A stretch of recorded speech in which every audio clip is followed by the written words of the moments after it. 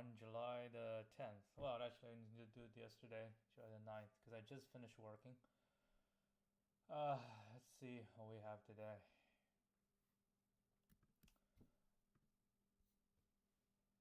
Another reschedule.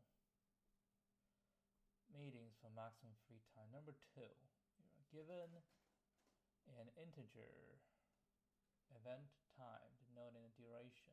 Okay. Given 2 integer arrays start and end time, each of length n. These represent the start. I think it's the same setup, right? You can reschedule at most one meeting by moving its start time while maintaining the same duration, such that the meetings remain non-overlapping. Maximum to maximize the longest continued period of free time during the event, return the maximum amount of free time possible after rearranging the meetings. Now, that the meetings cannot be rescheduled to a time outside the event, and they should remain non-overlapping. In this version, it is valid for the relative order of the meetings to change after rescheduling one meeting. So the previous version is you cannot change the relative order, but this one is you can.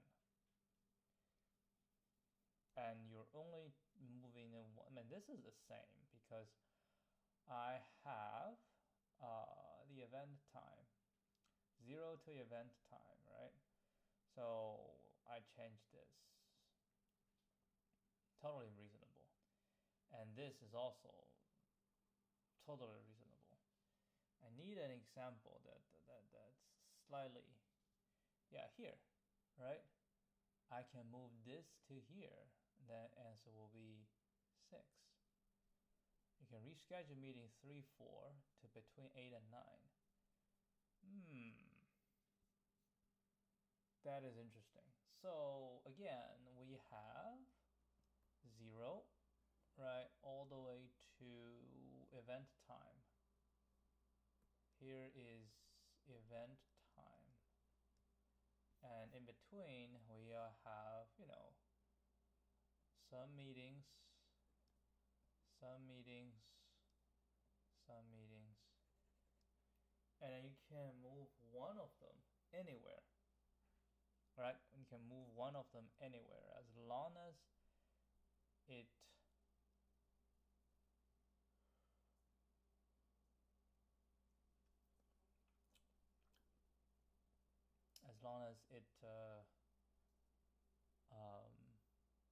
fits, right? So again, we have gaps, right? We have gaps, and gaps.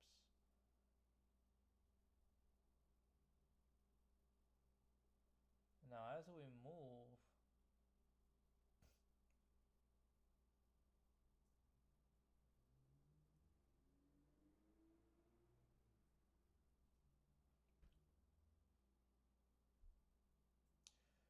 we can do what we did yesterday because you do one move, so we can do the same thing to figure out if you do one move without changing the relative order. What's the largest you can get? And then you say, I want to change the relative order. So what that means is, like your current gap, you have a gap, G2 and G3. And then within them you have event, I call this event 0, event 1, event 2. In fact, that's what we're gonna have, right? We all have G0, G1, G2, G3. And then we'll have event 0, event 1, event 2. This is how it's going to be, and then we'll keep zeros as well. So E0 is between G0 and G1. If we want to move, well, when you move an event, right? When you move in an event, it's guaranteed that the gap where you move into, right? The gap where you move into is not going to work, right? So, but what it does is, let's say if you move move e0 to to like g1, that doesn't make any sense, right? That simply does not make any sense. If you think about it, I think if I move this, like if I don't move, if I just stick within, then the maximum I get is no g0 plus g1, right? g1 plus g2, g2 plus g3. That's without that's moving while respecting the relative order. All you can do is you get these two, you group these two, and you group these two, and that's it. But if it's possible for me to move, let's say e0 move to g2, move to here, then what we get is g0 plus e0 plus g1, right? And if e1 can move to any of the others, then we get a g1 plus e1 plus g2. Same thing, if I can move e2 somewhere, then that will be g2 plus e2 plus g3. So apparently, if I can move, it definitely gives you more compared to the original. Now, what we don't know is maybe you cannot move, but this will be bigger than them. So we still have to go through this one first, right? We go through this first because that's static, and then we go through this, but we just need to make sure that we are allowed. How do we make sure that they're allowed?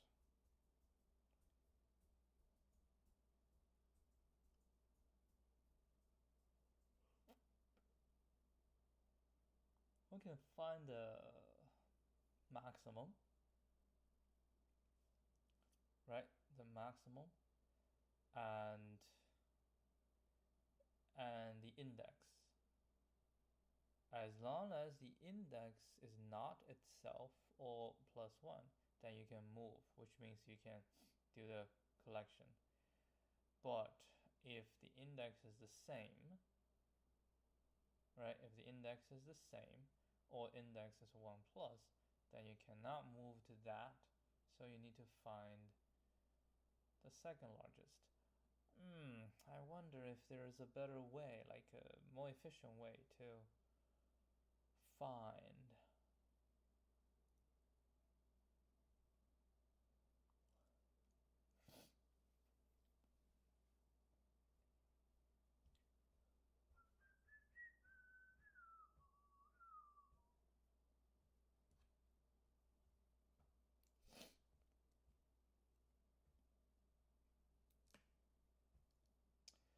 Or maybe what we can do is find the largest and its index, the gap with its index, right? And we sort this. So we sort both, right? We sort both. So for here, I'll have the, index.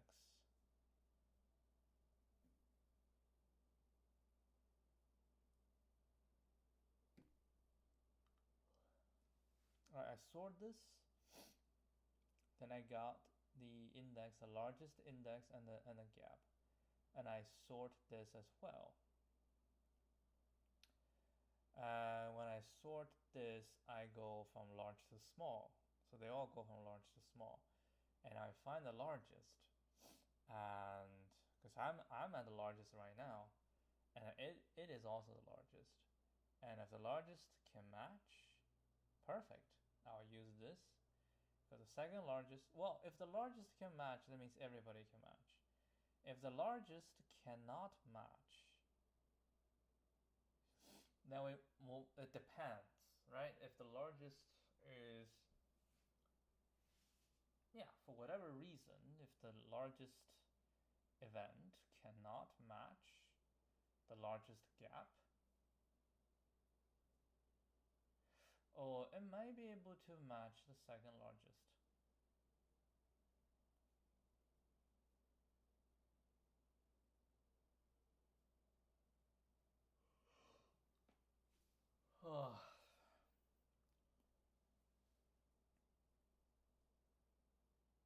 Yeah, it may be able to match the second largest. All we want to know is give me a event. Does there exist a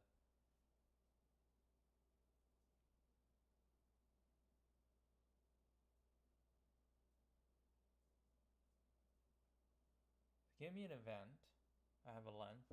Does there exist a gap which is larger than me, larger or equal to me, and it's not my adjacent? That's essentially what we want to know. So I can sort the gaps.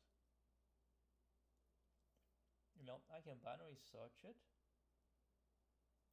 but what I do not know is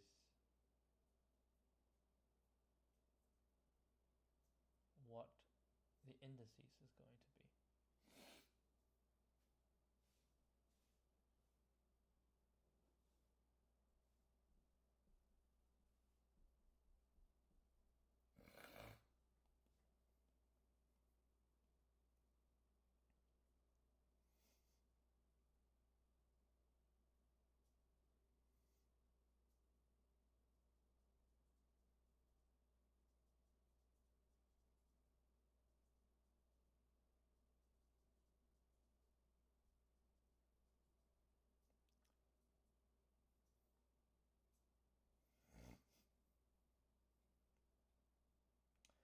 So how about I first get the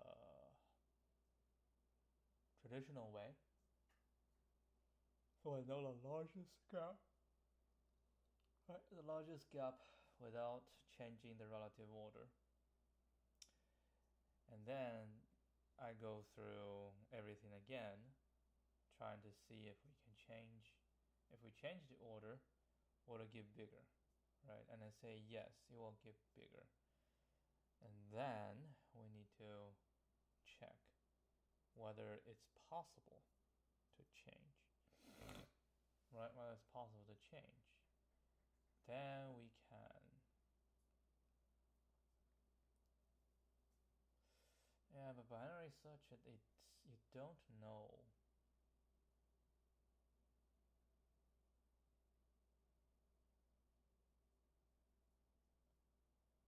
Like if there are more than 3. Yeah. If we do binary search and there are more than 3 to the right, then it's guaranteed it's possible. Right? So you can always move because it's always going to be one that is not your neighbor. If it's only 2 or smaller than 2, then you just check. So, yeah, I think that makes sense. So again, we will do the gap.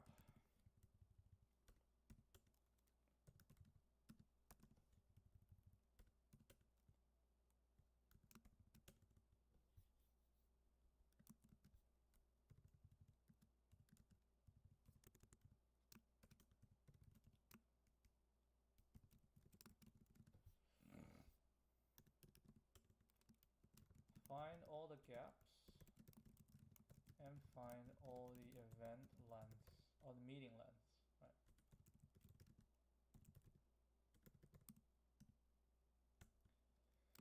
Find the max free time by not by moving an event without changing the relative order. This is the baseline max free time. Then we try to move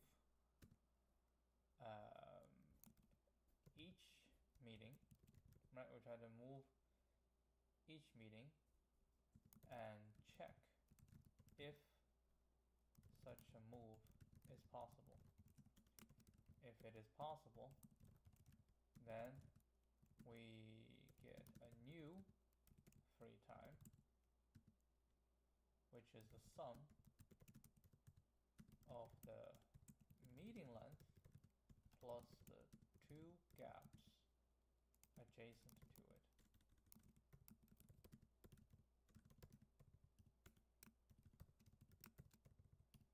So we'll first start with, so we have gaps,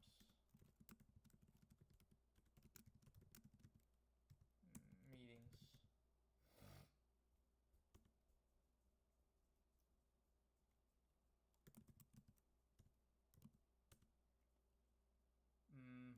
start time 0.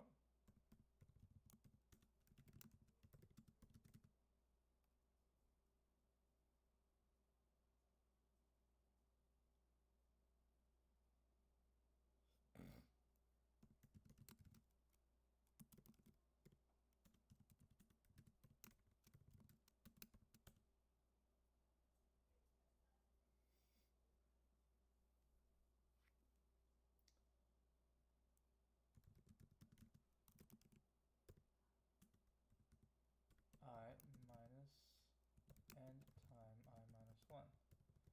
Actually here we can do a little trick. I is equal to 0, this is 0, otherwise it's going to be here. And then gap stop pushback G. Then we don't need this. And then meetings dot pushback end time I minus start time I. Right? And then at the end, we'll say gap stop pushback event time minus end time dot size minus 1. This is the last one. Okay, so now I have gaps, and then we have that. What we want to do is to sort gaps.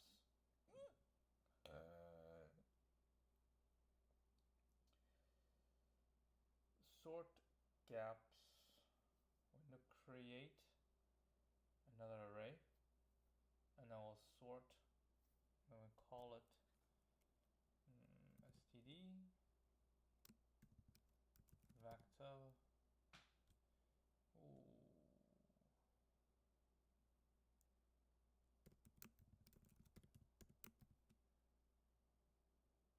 Actually, I'm not sure which one will be better. I think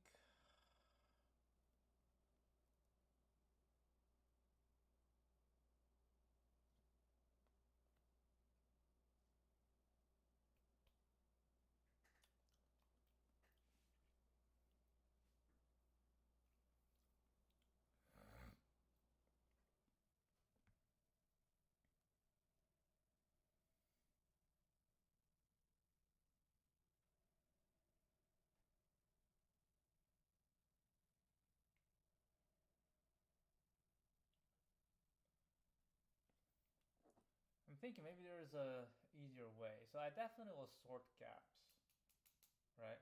After I sort gaps, I can do binary search, and this will tell me how many more gaps are left. If there are more than 2, then we're good to go. If they're smaller than 2, we need to know if they belong to the ones that I need. So what I need to check is how many there are that's those values, right? So basically what I can do is I'll check the one larger or equal to me is, let's say the larger equal to me is this value, and the larger equal to me is that value, right?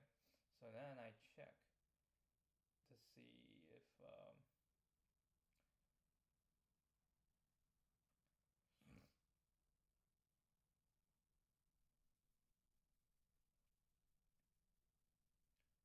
So the worry is if the larger than me is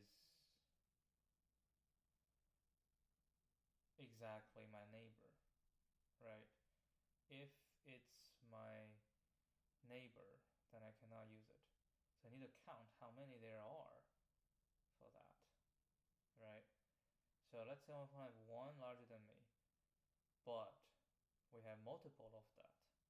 So my neighbor is not the only one that have this. Then perfect, right? Perfect.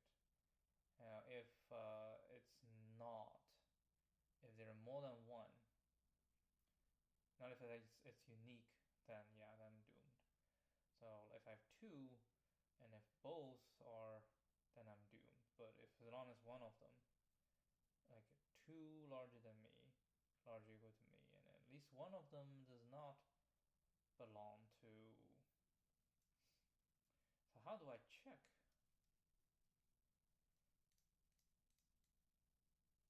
So I have one value satisfying.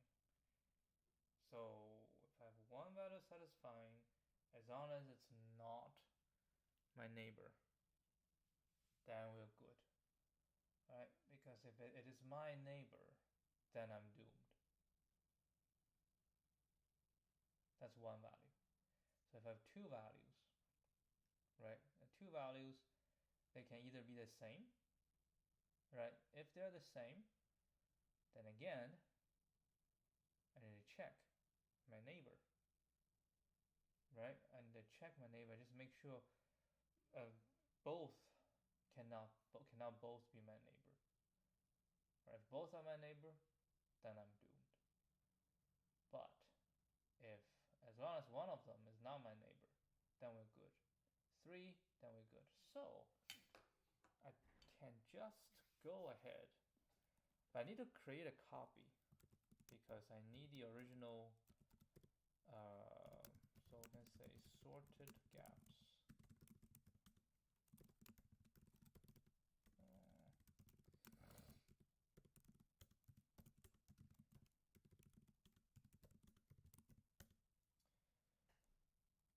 Okay, so hold on a second. I need to say without changing the relative order.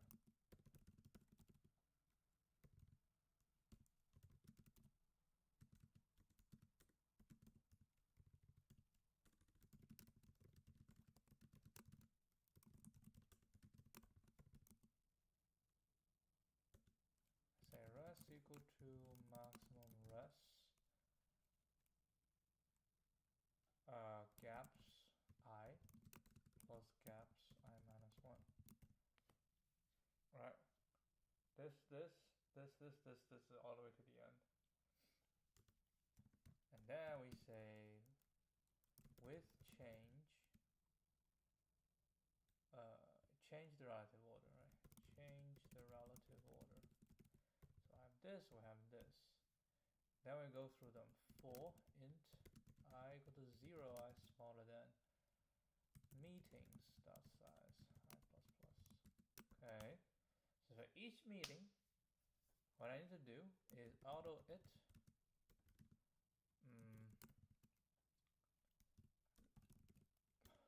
with the lower bound.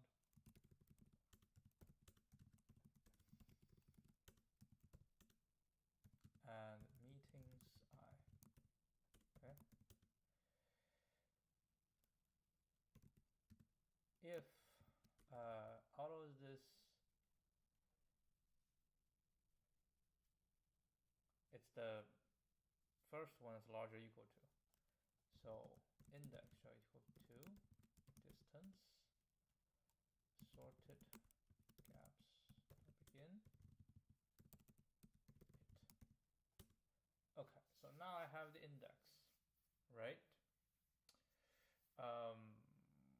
What I need to know is what is the size.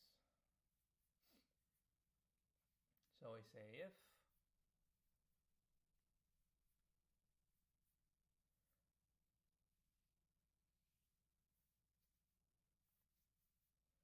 the total size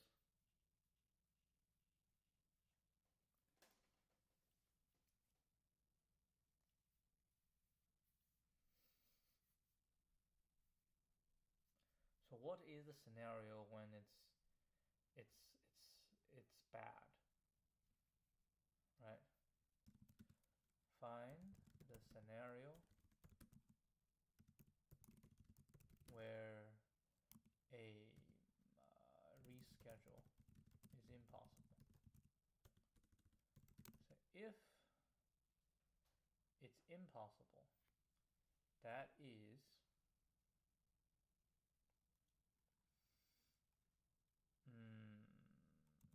sorted gaps dot size minus index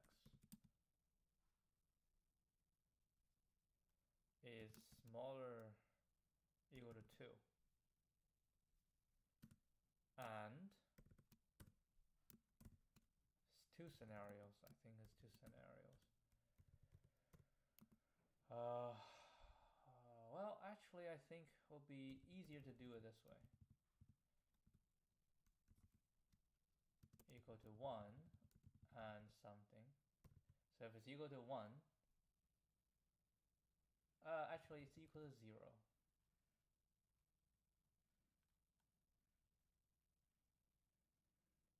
Because int could be, yeah, so if it's equal to 0 or something or something, right? We have three scenarios where it's not possible. In fact, I think it'll be easier to do with this. If it's equal to 0, continue. Right? It's not possible because we don't have anything bigger than it. So it's not possible. If sorted gaps dot size minus index is equal to 1 and something else. And if it's equal to 1, then I just need to guarantee that 1 is not the same as my neighbor. So if equal to 1, or like if it's equal, like and something or something, what is this something? Well, this something is sorted gaps index is equal to gaps I, right? Or sorted gaps index is equal to gaps I plus 1. These are my neighbors, right? These are meetings neighbors. So if they're the same, because I only have one, right? So as long as you are the same, and that means there is no duplicates, right? Only one. So if you're the same, then you are the one. Because if there's another one, they will not be just one. So in this case, we'll continue. And last one, if sorted gaps dot size, right, minus index is equal to 2, and so we have two types of matching, right? We have two types of matching. So we have basically two things, and it must be one match to one of the neighbor gaps, the other match to the other neighbor gaps, right? It has to be this.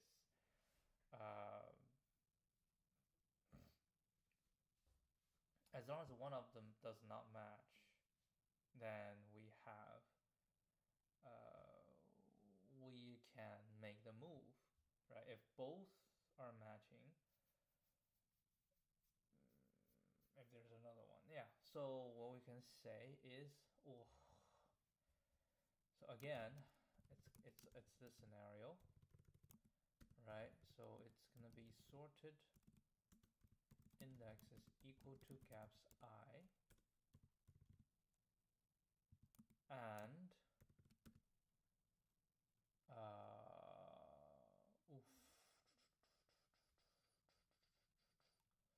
index plus 1, right? Sorted gaps index plus 1 equal to gaps I plus 1.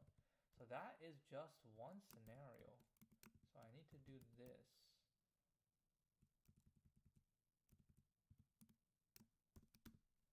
Right, so that's one scenario. Or we have another scenario. We have another scenario.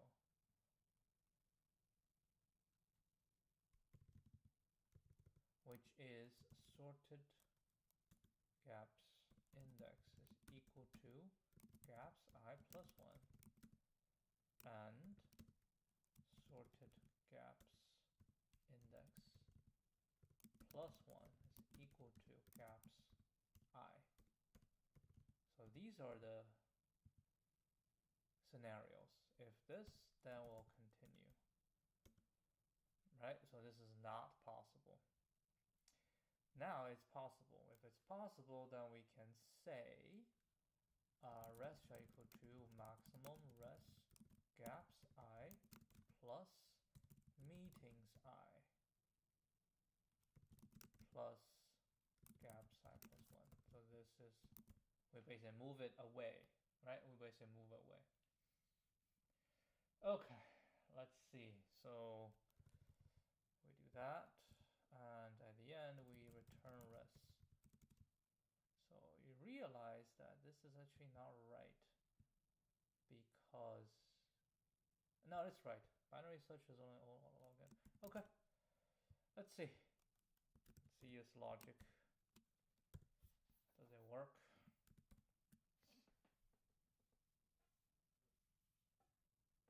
Alright, I passed the initial test cases.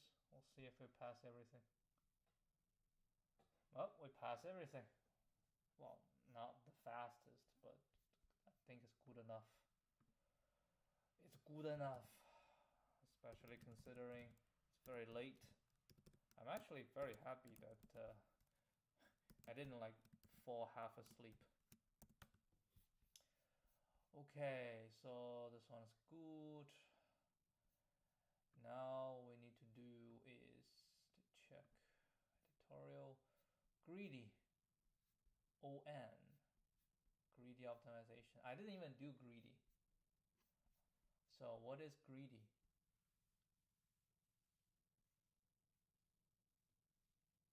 Assume the current meeting to be shifted is I. Okay. There are two optimal ways. If meeting I can be moved to an available time slot, then this slot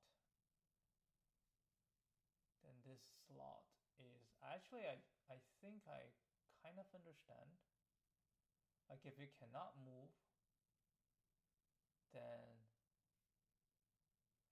which means I probably don't need to do another round of this.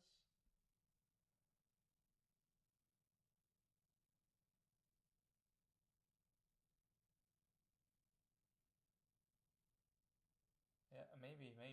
So what I'm saying is I don't do this round because it's not necessary. What I do is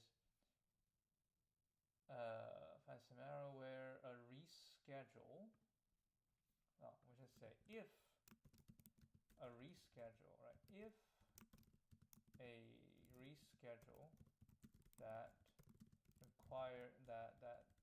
allows that results in change of relative order is impossible, right? We do the gap merging, right? We do the simple gap merging, which means in this case, oh, Gordy monstrosity. I don't think this one will make any faster though. So we basically just do it here. We say res, maximum res, and gaps I plus gaps I plus 1. Yeah, we essentially just do this thing, which honestly I don't know. Don't think it's gonna be any faster, but we can try. We can definitely try.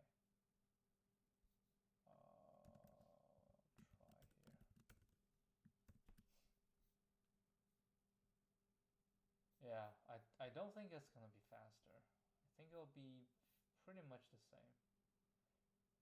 Yep, exactly. It's pretty much the same. So that's not the one. Okay. And let's keep reading.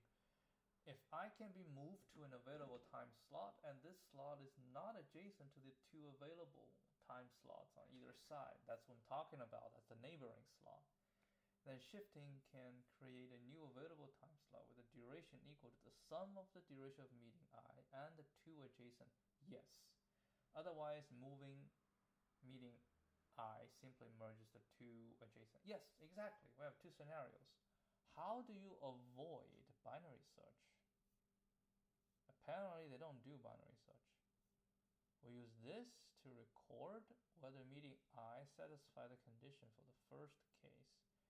We first traverse the meeting from left to right, maintaining the maximum duration t of any non-adjacent free time slot to the left of the current meeting I.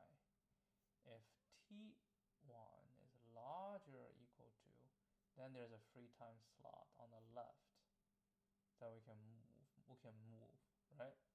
Similarly, we traverse from right to left to check.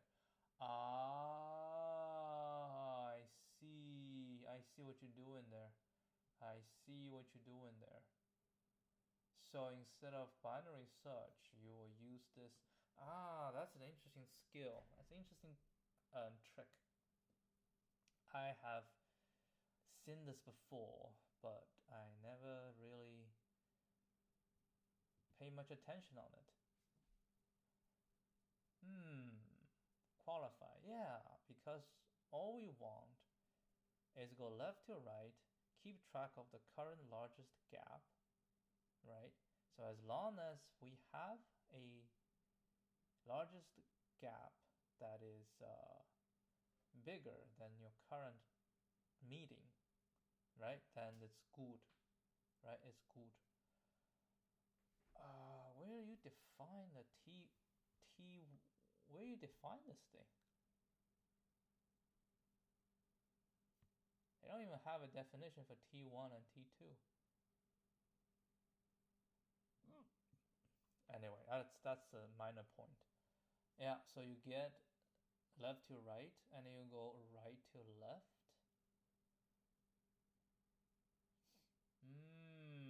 And initially everybody is false. So, okay. That is actually pretty smart. Yep. That is pretty smart. And then this is the same.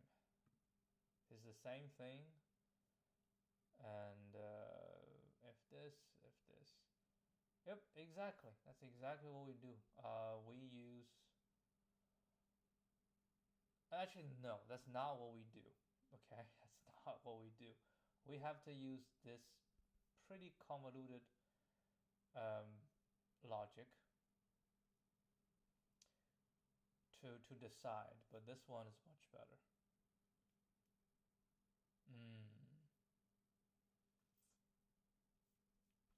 So we can improve. Let's do one more round, one more shot. We'll build on top of what we have, just to get the spirit of the official solution, right? So essentially, what we're saying is, so this is adapted, right, from the editorial and solution 1. Instead of binary search and a convoluted if-else check, we can create a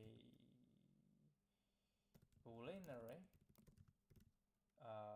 to check whether there exists at least one gap to the left and right of the meeting.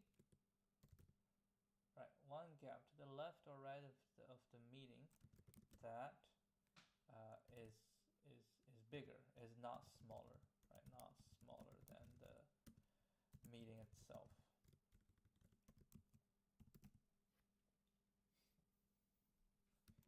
can create this check array in on time by moving from left to right and right to left. So we'll still do meetings, we'll still do gaps. Did I delete gaps as well? Jeez, man. So we'll do this, and meetings. I guess you don't need meetings. Right? I don't think you need meetings. No. I don't think you need meetings. So let's not do meeting. Let's just do gaps. Okay? And we can actually delete the rest. Doesn't really need them. So next we'll do we call a Boolean vector. We say check. Right, check of size. Size shall be start time dot size. Okay. And then we say for int I 0 I smaller than start time dot size I plus plus. Right. We'll have a maximum gap. Okay, int max gap will be 0. So we'll first get the maximum gap. In fact, I don't really have a maximum gap at the moment, which means we actually should start from 1. Because a 0 is no good. So maximum gap is going to be gaps 0, but I start with 1, right? Which means 0 is possible. So I can check first. We say if max gap is larger or equal to end time I minus start time I.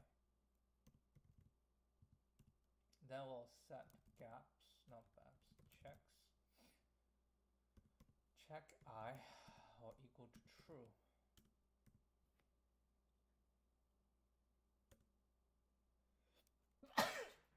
And then we update max gap. Right, max gap and gaps I. Yep, we keep going and then cool. And then we'll reset max gap equal to 0. Actually, no, max gap will equal to gaps dot size minus 1. So it will be the last one, right? And then, again, the last one, the last thing cannot do. So we say for int I shall equal to start time dot size minus 1. I large equal to 0, I minus minus. Right, we'll go right to left. Again, if max gap is large equal to end time I minus start time I, we say check I equal to true, and max gap shall equal to std max max gap gaps I. Right? So yeah, we set the initial gap to the biggest, which is the right neighbor of the meeting, of the last meeting. And the last meeting basically means it cannot use anything to the right, any gap to the right. So the I starts from now the last meeting. The last meeting, ooh, this is wrong. Should be 2, right? Because minus 1 is the last meeting. We don't start with the last meeting. We start with the one before, right? And then we go through everything. So, yep, I'll say we'll produce, right? Produce the check array to indicate whether a meeting can be moved to another gap such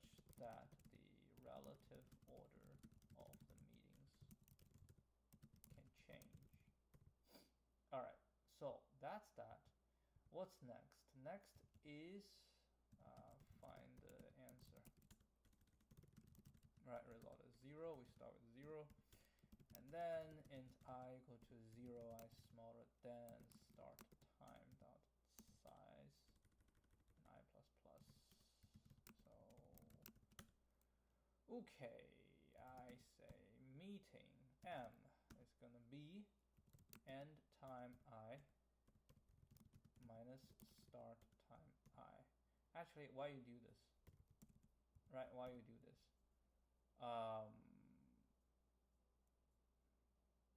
If check I, right, then we say res equal to maximum res gaps I plus gaps I plus 1 plus end time I minus start time I. Boom. Right, that's it. Else res equal to max gaps I plus gaps I plus 1. Right, and then we return res. That's it.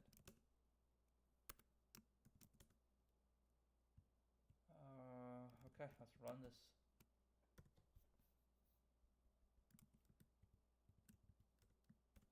It's not exactly the same, but because I create arrays. Oh, holy crap. What was wrong? Buffer overflow.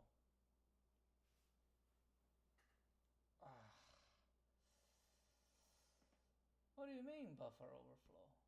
Gaps is bigger. How can we overflow? Oh, you didn't push the last gap. How did I forget pushing the last gap?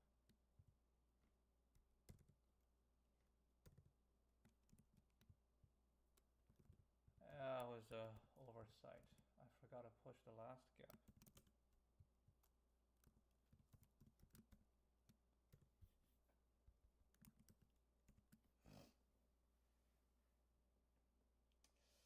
Ugh.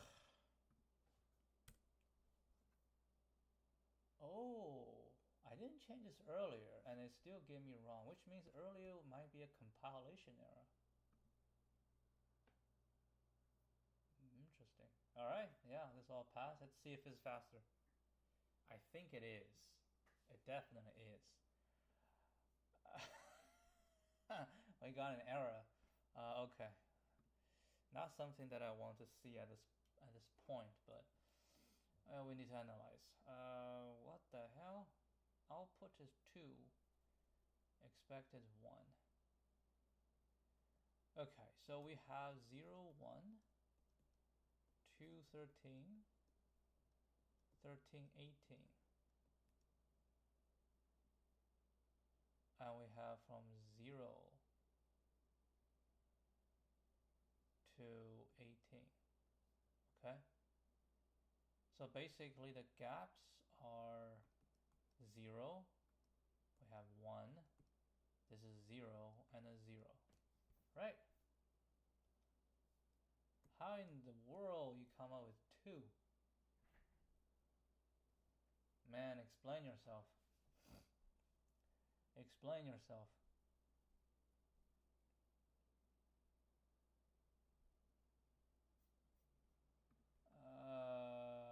I don't know. So, okay, max gap is 0, right? And then I equal to 1.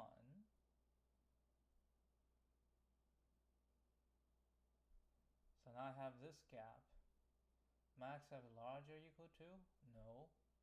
So gaps will be gaps 1. So now gaps equal to 1. Max gaps is 1. So nothing. It should be all false. Right? Return trip, it should be all false as well. That's the last one. Hold on. So we start from this, right? And then we go here. We start from this. And that's 0, right? And it's still 0.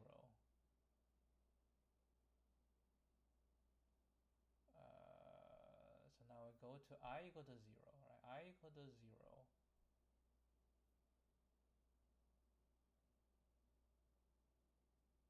Huh. I think here is the problem. Because I initially take, I think this should be I plus 1. Well, hold on. Let's use the test case. Because we are comparing, we are adding the right neighbor. There we go. That little thing. Oh, ha! It is faster. It is much faster. Even with still suboptimal coding.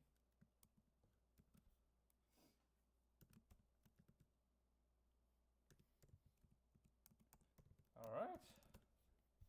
That's not bad, right? That's not bad. A good question. All right. That's it. It's 1 o'clock in the morning. Oh my goodness. I still need to wash the dishes.